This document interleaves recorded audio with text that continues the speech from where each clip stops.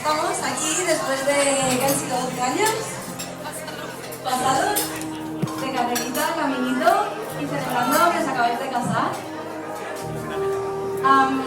Sebas, ¿cuántas rebajas eternas, búsquedas interminables de esos chollos? Los caí, voy a eso, tu me compra. Nos demostrará. ¿Y tú, Cuñi? ¿Cuántos villarrollos ininteligibles? Estamos trabajando en ello. ¿Llevas superados? Millones.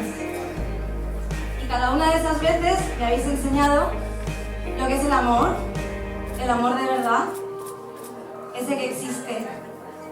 No el de las pelis de Disney, o el de las pelis empalagosas, esas pegajosas, donde el amor dura lo que dura la peli.